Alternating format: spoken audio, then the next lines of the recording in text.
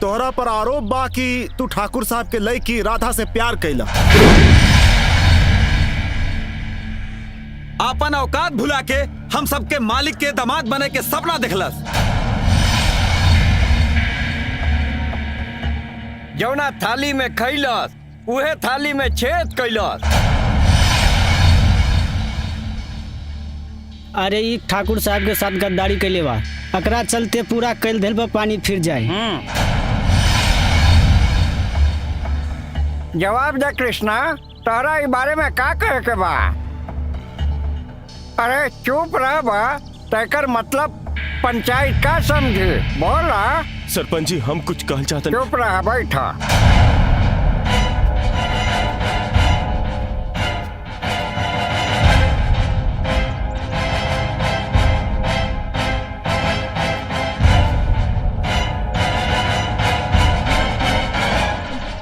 पंचन से बात कैला के बाद ई पंचायती नतीजा पे पहुंचल बा कि कृष्णा गलत कैले बा। अगर ठाकुर साहब के बात के पता चल गई तो जमीन जायदाद दिहल के फैसला बदल भी सकेलन। पंच के नजर में कृष्णा के काम जौन बा बहुत बड़ा अपराध बा।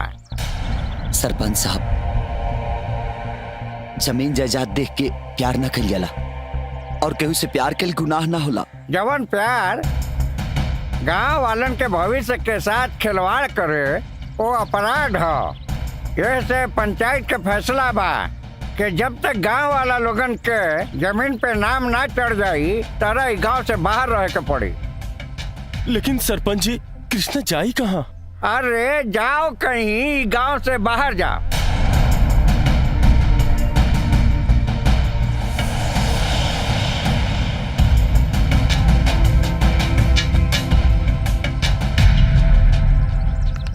तैयारी वारी सब ठीक लगल? अरे सब ठीक बा, सब ठीक बा, सब ठीक बा। आओ बिटिया, अंगूठी दो। इला पहना दा। पहना दे।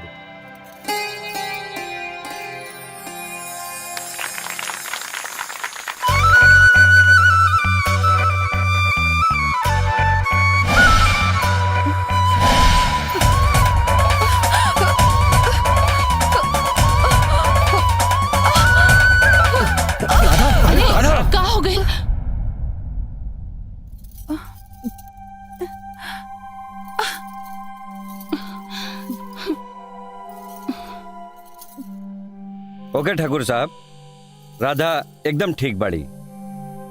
ठीक है। लेकिन डॉक्टर साहब एक बात बताई। हाँ बोली। ये एकाएक बेहोश होए का कारण का रहल? और इनकर बेहोश होके के कई गो कारण बा। जैसे कि रउआ बतौली हाँ कि एक्सीडेंट के बाद मन में कोनो ऐसा ग्रंथि हो जाला जौना के बारे में इनका के भी मालूम नहीं खे। आप एक काम करी जी, इनका के ऐसा जगह ले जाई जहाँ के इनकर मन लागे और प्रसन्न रहे। ठीक बा। ठीक ना? प्रणाम। प्रणाम। चलो तन।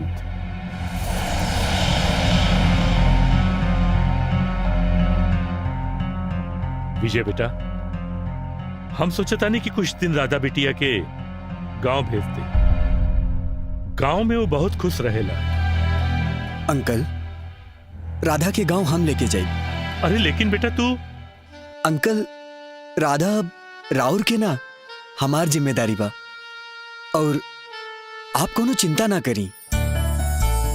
ठीक बा बेटा, हम सत्यप्रकाश के फोन कर देता नहीं, तू जाए का तैयारी करा।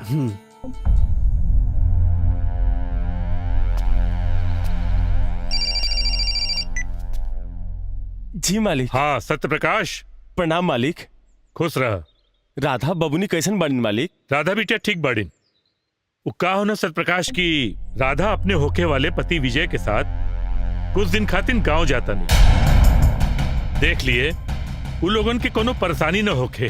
जी जी मालिक, उनका कोनो परेशानी ना हुई, रउआ चिंता मत करी। ठीक बा, हम फोन रखता नहीं। प्रणाम मालिक।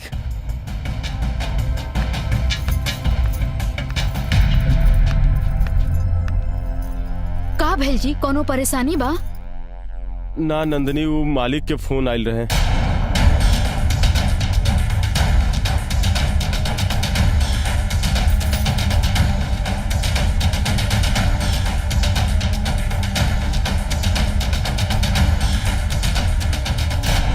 बुझलू ना नंदनी, ऐसे हमरा कृष्णा के उ लोगन के गांव आवे से पहले केहू तेरे गांव से बाहर भेजे के पड़ी। हम जाता नहीं नंदनी।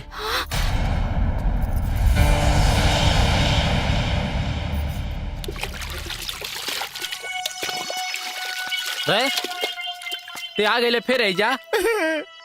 भैया हमरा के माफ कर दा, हमरा से गलती हो गई। तसे गलती हो गई। पहले तो हमरा धंधा के और चांदनी के वाट लगाओ में गलती ना बुझात रहे।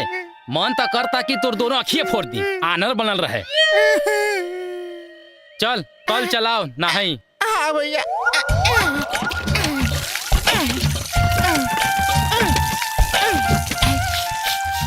ए भैया, कौन साबुन लगावा तानी बहुत गम काता।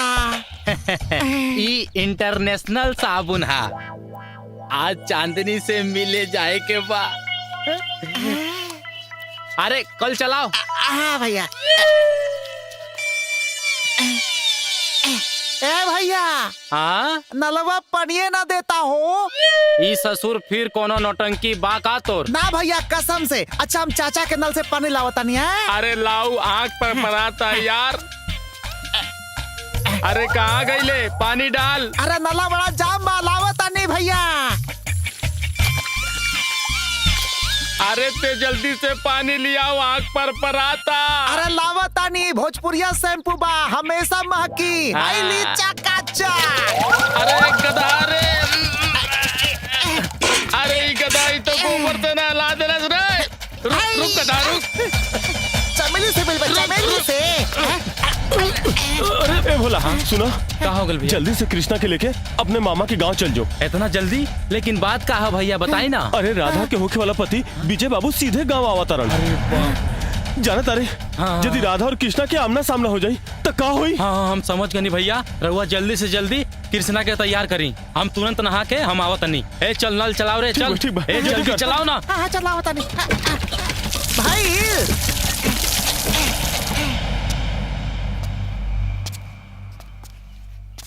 भैया, हम तोहरा लोगन के छोड़ के आखिर कैसे रहा? अरे कृष्णा, तोहरा के हम ढेर दिन खातिर थोड़े बाहर जाके कहा तनी। वो तो बैद जी कहले ए से तोहरा के भेजा तनी। ऐसे भोला भी कहत रहे कि कृष्णा के कुछ दिन खातिर दूसरा गाँव भेज दा ताकि ठीक ठाक रही। अरे वो भाई है, ठीक बना। आ कृष्णा के ध्यान रखिए बाबू। हाँ कृष्णा, अपन ध्यान रखिए बबुआ। कोनो परेशानी हुई तो फोन करिए।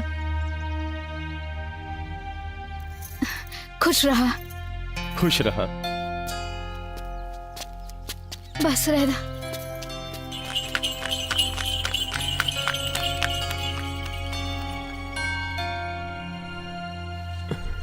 कहा भेल जी? आज हम तड़प के रह गए नहीं, कहे से कि हमार कलेजा के टुकड़ा हमरा से कुछ ही पल सही लेकिन जुदा होके चल गए। जब वो छोड़ के आँखी से ओझल भइला तब हमरा ही बुझाइल कि जैसे छाती फाट गई।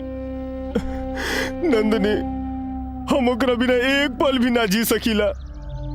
जब वो जात रहे तो हम उस समय जियत ना रही, बल्कि अंदर ही अंदर मरत रही, अंदर ही अंदर मरत रही।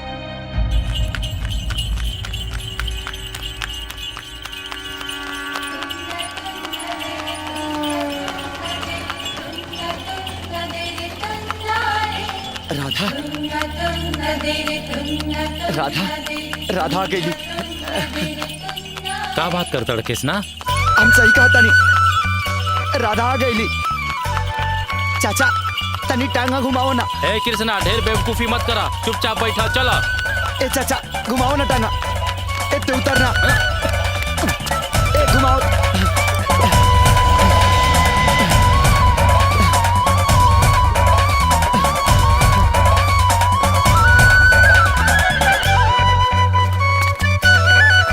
राधा, अरे भैया, अरे कृष्णा, तू वापस आ गई? भैया राधा आ गई ना।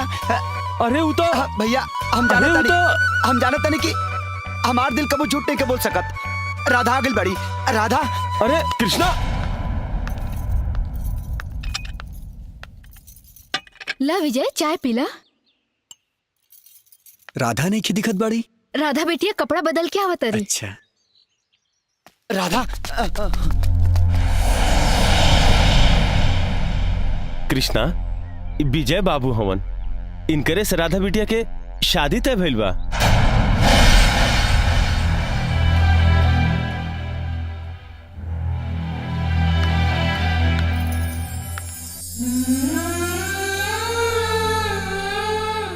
विजय ई के ह?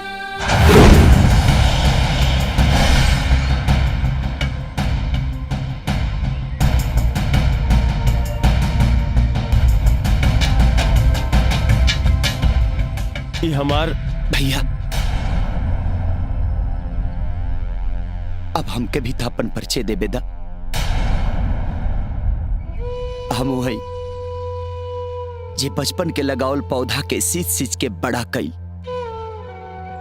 हम वही जे बचपन में कई नादानी के सच समझ के अभी तक ले केहू के इंतजार करता। हम वही जेकरा बांसुरी के धुन के पूरा दुनिया दीवाना बा। हम वही जेकर दीवानी कभी राधा रहली। हमार नाम कृष्णा है। अरे वाह कृष्णा, तोहार परिचय तो बहुत दमदार बा।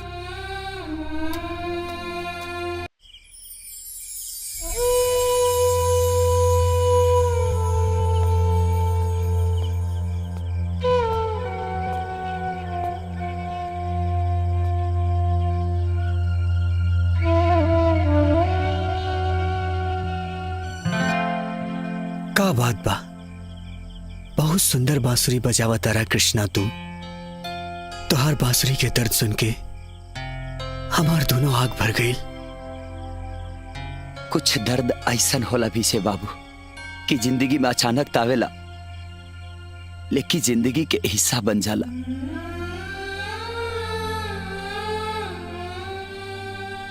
केहू बूझे ना दर्द जमाना में, दुख असही मिलेला नजराना में। रोज दरिया बहेला सिरहाना में, दिल के दावा मिले ना दवा खाना में। हमरा के लागता तोहार दर्द के कारण कोनो लड़की है। ना बीजे बाबू, ऐसन कुछ नहीं के। सब मुकद्दर के खेल बा। मुकद्दर के भरोसे आपन जिंदगी हारल इंसान छोड़ेला। हमरा हसरत नहीं खे रोशनी या सबीरा के। केहू के चांदनी मिल जा, सूरज हमार डुबला से।